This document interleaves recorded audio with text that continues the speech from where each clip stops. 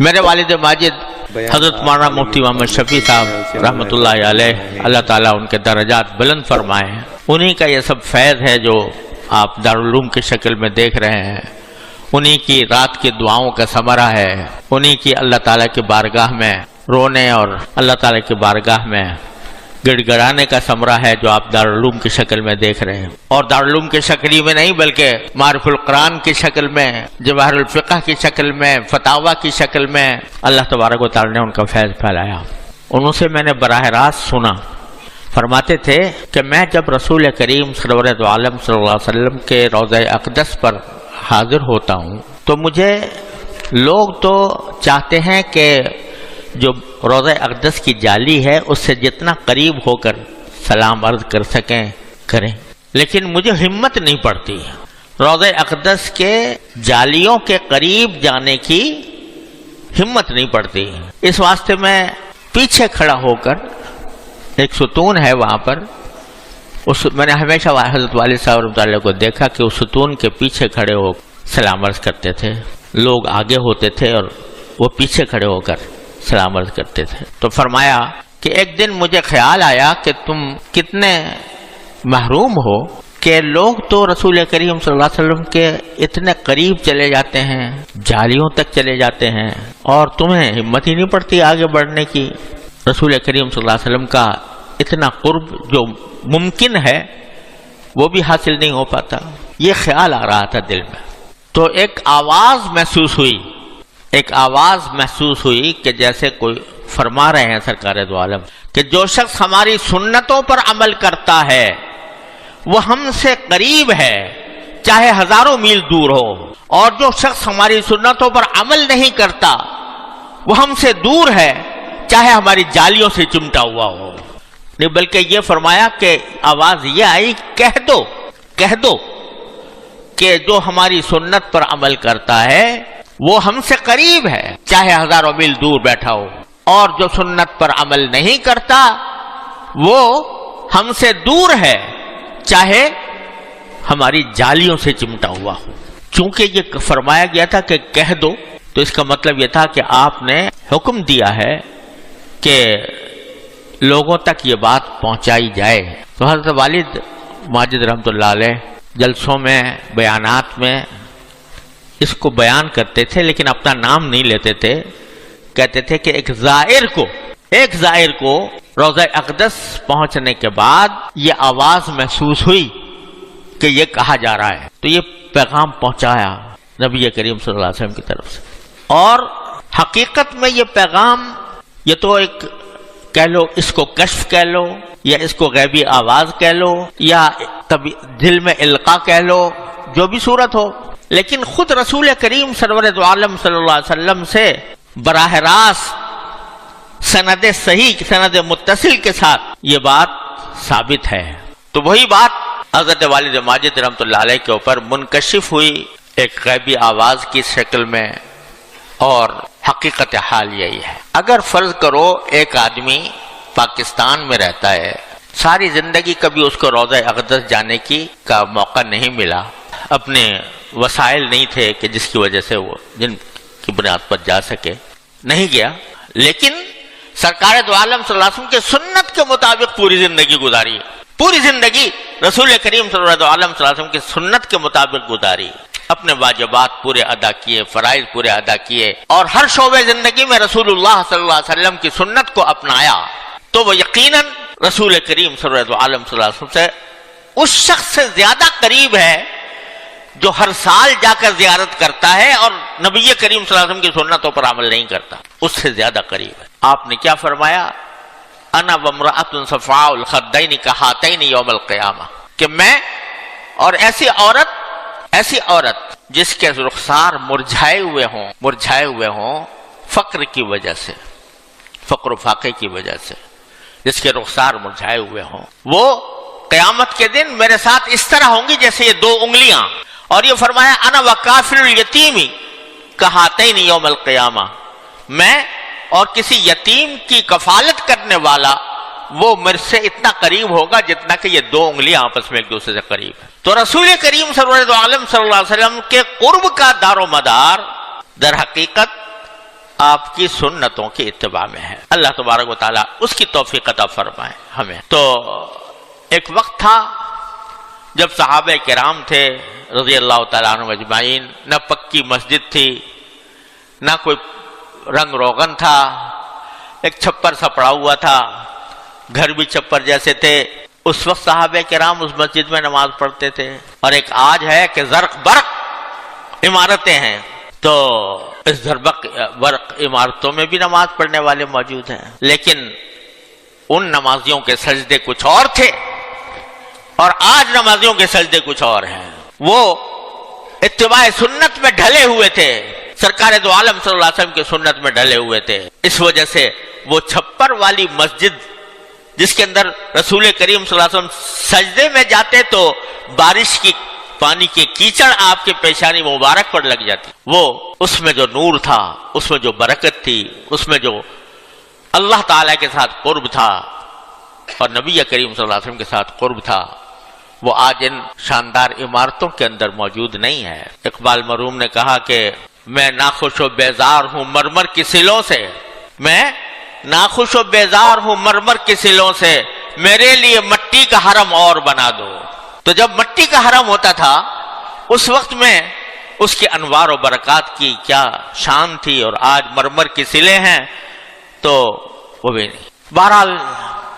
اور دوسرے موقع پر اس نے کہا کیا حرم کا تحفہ زمزم کے سوا کچھ بھی نہیں، کیا حرم کا تحفہ زمزم کے سوا کچھ بھی نہیں، یعنی وہاں کا تحفہ تو اصل ہونا چاہیے تھا کیا؟ اتباع سنت رسول کریم صلی اللہ علیہ وسلم۔ تو بھائی اللہ تبارک و تعالیٰ اپنے فضل و کرم سے اس حقیقت کو ہمارے دلوں میں بٹھا دے اور اتباع سنت کی توفیق عطا فرمائے۔ اتباع سنت کیا ہے؟ زندگی کو رسول کریم سرور دو عالم صلی اللہ علیہ وسلم کے احکام اور تعلیمات میں ڈھال دینا۔ صرف یہ نہیں ہے کہ بھئی ہم نے داڑھی رکھ لی اور کرتا پہن لیا اور ٹخنوں سے اونچا پاجامہ پہن لیا اور جو ہے صورت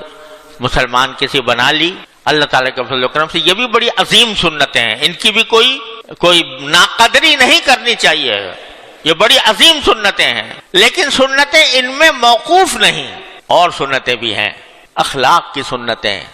معاملات کی سنتیں، آداب کی سنتیں، کہ رسول کریم صلی اللہ علیہ وسلم کا معاملہ دوسروں کے ساتھ کس طرح تھا، کس طرح ہوتا تھا، کتنی محبت کا معاملہ فرماتے تھے، ہر شخص کے لیے رحمت مجسم تھے، رحمت للعالمین تھے، اور کس طرح اخلاق کے ساتھ، کیسے اخلاق آپ نے سکھائے، لوگوں کے ساتھ برتاؤ کیسے کیا، اور ایسی باتیں کہ وہ ساری اعلیٰ اخلاق۔ انک لعلی خلق عظیم، قرآن نے گواہی دی کہ آپ عظیم اخلاق کے اوپر ہیں۔ تو کیا اخلاق تھے کہ اپنا حق چھوڑ دو، جھگڑا نہ کرو، یہ اخلاق تھے کہ نرمی کے ساتھ پیش آؤ، غصہ نہ کرو، یہ اخلاق تھے کہ پڑوسی ہو چاہے غیر مسلم کیوں نہ ہو اس کے ساتھ اچھا سلوک کرو، جو تمہارے رشتہ دار ہیں ان کے حقوق ادا کرو، صلہ رحمی کرو، وہ تمہارے ساتھ زیادتی کریں تو تم زیادتی کا جواب اچھائی سے دو۔ یہ سب سنتیں ہیں رسول کریم سرور دو عالم صلی اللہ علیہ وسلم۔ جب فرمایا کہ کوئی شخص جب خرید و فروخت کرے تو اللہ تعالیٰ اس پر رحم کرتا ہے جو نرم ہو بیچتے وقت بھی، نرم ہو خریدتے وقت بھی، اور نرم ہو اپنا حق مانگتے وقت بھی۔ بیچنے میں نرم ہو کہ بھئی کوئی بیچارہ نہیں دے سکتا، چلو بھئی چھوڑ دو، تھوڑی سی رعایت کر دو، اور خریدتے وقت بھی نرم ہو کہ یہ نہ ہو کہ بائے کے اوپر بیچنے والے کے اوپر زبردستی کر رہا ہے کہ تم کمی کرو، اور وہ نہیں کرنا چاہتا، اس کا دل نہیں مان رہا، لیکن آپ اس کے سر پر مسلط ہو گئے اور کہے کہ نہیں کم کرو کم کرو کم کرو۔ تو یہ نہیں، بلکہ نرم ہو، لینا ہے تو لے لے، نہیں تو چلا جائے۔ اور اسی طرح دوسرے سے اگر حق مانگنا ہو تو اس وقت بھی کیا ہو؟ نرم ہو، یعنی نرمی کے ساتھ اپنا مطالبہ کرے حق کا۔ اور تو نرمی سرکار دو عالم صلی اللہ علیہ وسلم نے یہ سکھائی، یہ آپ کی سنت ہے۔ حضرت عائشہ صدیقہ رضی اللہ تعالیٰ عنہ سے آپ نے فرمایا کہ نرمی کے بارے میں، رفق کے بارے میں، کہ ما دخل فی شیء الا زانہ وما نزع عن شیء الا شانہ. نرمی جس چیز میں بھی داخل ہو جائے گی اس کو زینت بخشے گی، اس کو خوبصورت بنا دے گی، اور جس چیز سے بھی چھین لی جائے گی، کمی کر لی جائے گی، اس میں عیب پیدا کر دے گی. حضرت عائشہ صدیقہ رضی اللہ تعالیٰ وہ کس موقع پر فرمایا تھا کہ یہودی جو تھے بڑے شریر ہوتے تھے رسول کریم صلی اللہ علیہ وسلم کے زمانے میں، تو جب حضور اقدس صلی اللہ علیہ وسلم کے پاس آتے تو یہ کہتے السلام علیکم، یعنی جیسے کہنے کو دکھا رہے ہیں کہ ہم السلام علیکم کہہ رہے ہیں، لیکن وہ لام کو بیچ میں سے کھا جاتے تھے، السلام علیکم کہتے تھے. اب سام کے معنی ہوتا ہے موت، سلام کے معنی تو ہے سلامتی، اور سام کے معنی موت، تو ایک طرح سے بد دعا دیتے تھے. تو ایک مرتبہ جبکہ ابھی پردے کے شاید احکام نہیں آئے تھے، ایک یہودی آیا اور اس نے رسول کریم صلی اللہ علیہ وسلم سے کہا کہ السلام علیکہ، یا السلام علیکم. حضرت عائشہ سن رہی تھی، تو حضرت عائشہ نے جواب میں فرمایا اس کے کہ علیک السلام واللعنہ، تمہارے اوپر موت ہو اور لعنت ہو اللہ تعالیٰ کی. اس موقع پر رسول کریم صلی اللہ علیہ وسلم نے فرمایا کہ اے عائشہ سختی نہ کرو، سخت جواب نہ دو، کیونکہ یا رسول اللہ یہ انہوں نے کھلا یہ آپ کو بد دعا دے رہے ہیں، تو میں کیوں جواب نہ دوں ان کا. فرمایا کہ تم نے سنا نہیں میں نے کیا کہا؟ تو انہوں نے پوچھا کیا کہا میں نے تو صرف اتنا، جب انہوں نے کہا السلام علیکم تو میں نے کہا علیکم، علیکم کہہ دیا بس، کہ تم پر، یعنی جو تم مجھے کہہ رہے ہو وہ تم پر ہو، تو بس اتنا کہا، یہ جواب دے دیا. یہ نہیں کہا کہ علیکم السلام واللعنہ. تو اس موقع پر فرمایا کہ عائشہ نرمی جس چیز میں بھی داخل ہوگی اسے زینت بخشے گی، اس کو مزین کر دے گی، خوبصورت بنا دے گی، اور جس چیز سے نکال لی جائے گی نرمی اسے وہ عیبدار بنا دے گی. لہذا معاملہ جس کے ساتھ بھی ہو نرمی کا معاملہ کرو. اب یہ یہودی ہے اور کافر ہے، حضور اقدس سورۃ عالم صلی اللہ علیہ وسلم کے پاس کھڑے ہو کر کھلا وہ آپ کی ساتھ بدتمیزی کر رہا ہے، اس پر بھی رسول کریم صلی اللہ علیہ وسلم نے یہ نہیں فرمایا کہ عائشہ یہ تمہارا کہنا صحیح ہے، بلکہ اس کو آپ کو نرمی کی تلقین فرمائی. تو ایک مسلمان جو ہے وہ اس کا اتباع سنت کا تقاضا یہ ہے کہ ہر معاملے میں وہ نرمی دکھائے. رحماء بینہم اشداء علی الکفار رحماء بینہم. صحابہ کرام کی تعریف میں اللہ تعالیٰ نے فرمایا کہ کفار کے مقابلے میں جب جنگ ہو جائے تو سخت ہیں، لیکن آپس میں رحماء بینہم، ایک دوسرے کے ساتھ رحم کا برتاؤ کرنے والے ہیں. دوسرا زیادتی کر رہا ہے وہ اس کے ساتھ ہے، لیکن میرا فرض یہ ہے کہ میں سنت کی اتباع میں اس کے ساتھ نرمی کا برتاؤ کروں اور اس کے ساتھ صلہ رحمی کروں. یہ ہے اتباع سنت. آج کل ہم نے اتباع سنت چند چیزوں کے اندر محدود کر لیا ہے، تو خوب سمجھ لو کہ یہ ساری چیزیں اس میں داخل ہیں. اللہ تعالیٰ کے فضل و کرم سے یہاں پر جو حضرات آتے ہیں ان میں سے اکثر ایسے ہی ہیں جو الحمدللہ ظاہری طور پر نماز روزہ بھی کرتے ہیں اور اپنے ظاہر کے اعتبار سے بھی متبع سنت ہوتے ہیں، لیکن جو معاملات کے اندر، معاشرت کے اندر، اخلاق کے اندر نبی کریم سرور دو عالم صلی اللہ علیہ وسلم کی سنت پر عمل کرنا یہ بہت کم لوگوں میں ہوتا ہے، بہت کم لوگوں میں ہوتا ہے. اللہ تبارک و تعالی جس کو اہتمام عطا فرماتے ہیں اس بات کا کہ مجھے زندگی کے ہر شعبے میں نبی کریم سرور دو عالم صلی اللہ علیہ وسلم کی اتباع کرنی ہے، انہی کو پھر یہ معاملہ عطا ہوتا ہے. گالی کا جواب کبھی گالی سے نہیں دیتے، تانے کا جواب تانے سے نہیں دیتے، سختی کا جواب سختی سے نہیں دیتے، نرمی کا معاملہ کرتے ہیں. یہ وہ لوگ ہیں کہ جو نبی کریم سرور دو عالم صلی اللہ علیہ وسلم کے متبع ہے. آپ کو دیکھو کہ مکی زندگی میں کتنا آپ کو ستایا گیا، کتنی آپ کو تکلیفیں پہنچائی گئیں، آپ کے سر کی قیمت 100 اونٹ مقرر کر دی گئی، اور آپ کے صحابہ کرام پر کتنے ظلم اور ستم توڑے گئے. لیکن جب آپ فاتح کے طور پر داخل ہوئے مکہ مکرمہ کے اندر تو حضرت انس فرماتے ہیں کہ مجھے وہ منظر یاد ہے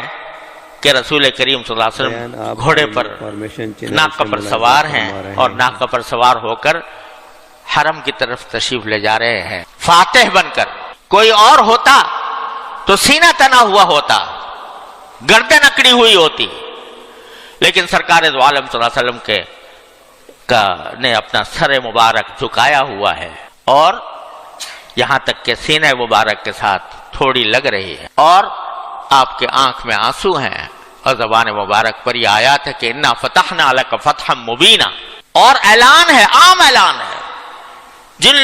جو لوگ آپ کے خون کے پیاسے تھے, جو لوگ آپ کے صحابہ کرام کو ظلم و ستم کے پہاڑ جنہوں نے ان کے اوپر توڑے تھے,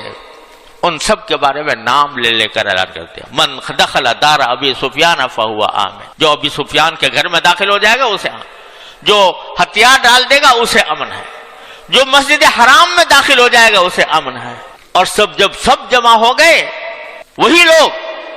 وہی ظالم جب جمع ہو گئے تو فرمایا لا تثریب علیکم اليوم انتم الطلقاء, آج میں تم پر کوئی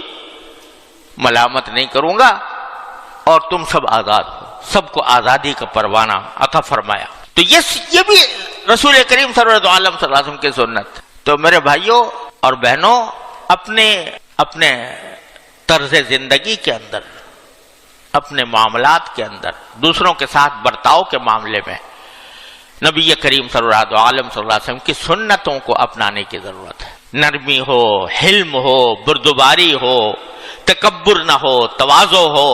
دوسروں کا اکرام ہو, اور دوسروں کے ساتھ, خلق خدا کے ساتھ محبت ہو. سب سے پہلی حدیث جو محدثین پڑھاتے تھے وہ یہ حدیث تھی کہ الراحمون یرحمہم الرحمن تبارک و تعالی, جو دوسروں پر رحم کرتے ہیں رحمان ان پر رحم کرتا ہے. ارحموا من فی الارض یرحمکم من فی السماء, تم زمین والوں پر رحم کرو, آسمان والا تم پر رحم کرے گا. یہ جو جنگ اور جہاد ہوا ہے, جہاد رسول کریم صلی اللہ علیہ وسلم کے زمانے میں, وہ ایک فقہاء کرام کہتے ہیں جہاد حسن لعینہ ہی نہیں ہے, حسن لغیرہ ہی ہے. یعنی اپنی ذات میں لڑائی جھگڑا کوئی اچھی بات نہیں ہے, لیکن ضرورت کی وجہ سے اس کو اختیار کیا جاتا ہے. اسی لیے فرمایا کہ لا تتمنوا لقاء العدو, تم دشمن کے مقابلے کی تمنا نہ کرو, بلکہ وصلوا اللہ العافیہ, اللہ تعالیٰ سے عافیت مانگو. لیکن اگر مقابلہ ہو جائے فثبتوا, پھر ثابت قدمی کا مظاہرہ کرو اور شجاعت کا مظاہرہ کرو. تو یہ وہ بھی در حقیقت ایک رحمت, یہ اس لیے رحمت ہے جیسے کہ کوئی ڈاکٹر جو ہے, کوئی عضو اگر انسان کا گل سڑ جاتا ہے تو اس کا آپریشن کر کے اس کو نکالتا ہے. بظاہر تو وہ ظلم نظر آ رہا ہے کہ اس کو چیر پھاڑ کر رہا ہے, لیکن حقیقت میں وہ رحم ہے. اسی طرح جہاد کے اندر اگر آپ نے کبھی نہیں, بہت سے غزوات آپ نے کیے ہیں, اور یہ فرمایا کہ انا نبی الملحمہ, میں مارکوں کا نبی ہوں. تو مارکے بھی آپ نے بہت کیے, لیکن وہ ضرورت کی بنا پر کیے, اللہ تعالیٰ کے حکم کے مطابق, اور اس میں بھی رحم و کرم کا برتاؤ فرمایا کہ جنگ کے اندر کوئی قانون نہیں ہوتا تھا. پہلے آپ سے پہلے کوئی قانون نہیں تھا. بچے آ گئے تو بچوں کو مار دیا, عورتیں آ گئی تو عورتوں کو مار دیا. لیکن رسول کریم صلی اللہ علیہ وسلم نے جب بھی کوئی جنگ اور جہاد کا موقع آتا تو آپ یہ تلقین فرماتے کہ بھائی بوڑھے آدمی کو نہیں مارنا, عورت کے اوپر ہاتھ نہ اٹھانا, بچوں کو قتل نہ کرنا. جو لوگ عبادت میں مشغول ہیں,